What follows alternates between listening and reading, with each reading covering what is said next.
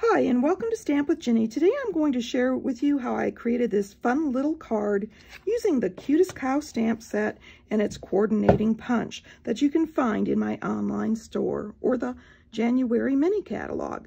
So let me set this aside and I'll show you how to get started. Okay, I'm going to start with my sentiment for this project. So I'm going to bring in my basic white here, ink up my sentiment, and stamp. Now I'm going to be punching this out with a circle punch so I can place it just so that the circle will go around it. Next I'm going to bring in my little cow's head and I'm going to ink that up and stamp. And then on the far end here I am going to put the little cow's body. I want to separate it enough so that I've got plenty of room in my punch. There we go. And this is my inside panel. And so I'm going to ink up my cow's body, set it here on the bottom. I'm kind of going to ground him like so. And then bring in my little head and stamp. Now that I have my stamping done, I'm ready to color. So I'm going to bring in my Stampin' Blends, and I'm going to start with my little guy here on the inside, and I'm going to add a little color to his ears. Oops, I think I want to take that down a little farther. And then his nose. And while I have this marker here, I'm going to do that same thing on the front of my card. There we go. Next, I'm going to bring in my light basic black, and I'm going to do the little fluff of hair here on his forehead, and then his spots. I've repeated that on my focal point here, and I'm going to do my cow's tail also, and the hair at the end. Next, I'm going to bring in my basic black dark and do his hooves. There we go. I've got my coloring done and I'm ready to punch my little cow. So I'm going to start with his head here. And as you can see, I wanted that spaced out because of the spots here and the other parts. And punch.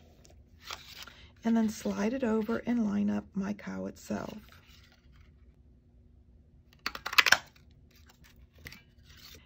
At this point, I'm going to bring in my 1 3/4 inch punch and I'm going to line up that sentiment. I want it in the upper right hand corner, like so, and punch.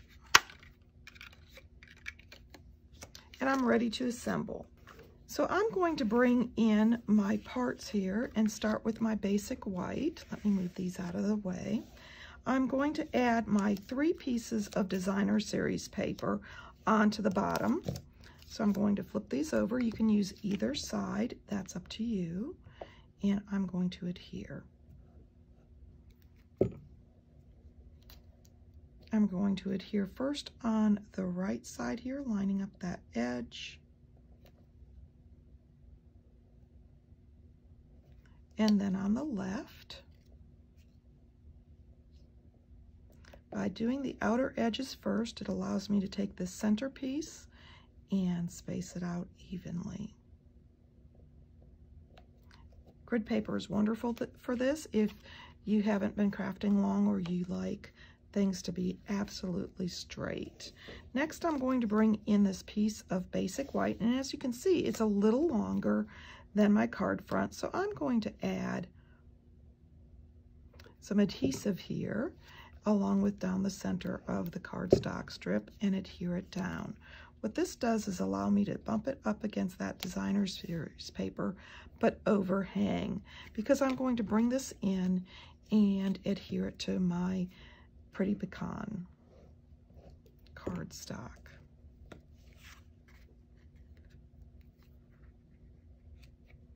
This has got a really tiny margin,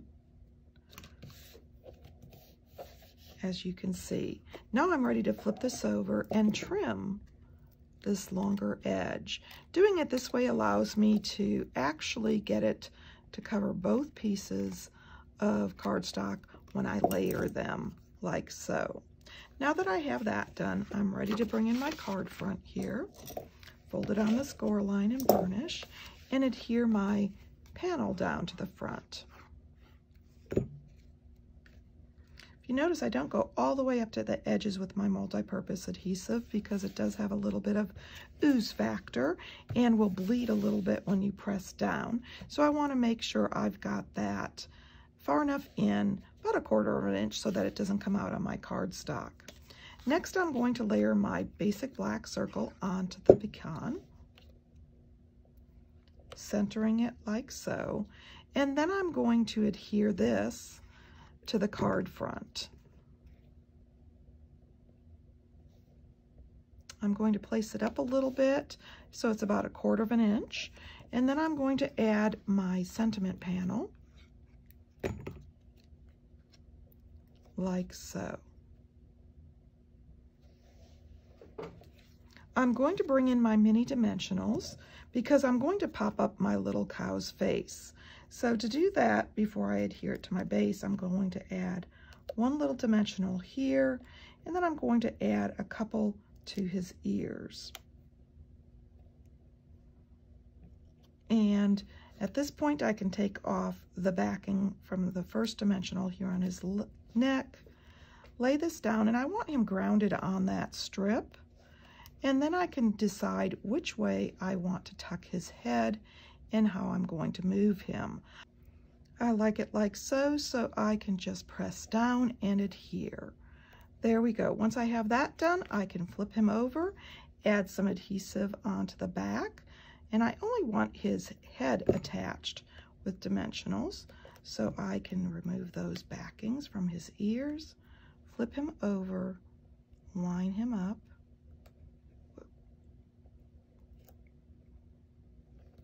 and set him in place. There we go. I've got this cute, adorable card asking a friend what's new with them, and I can slip the panel on the inside and add my signature now or adhere it later. So there you go, a quick and easy card using the Cutest Cow stamp set. This stamp set and its coordinating punch is so much fun to use. I think you'll enjoy creating with it over and over again. And of course, if you'd like any of these products, feel free to stop by my online store.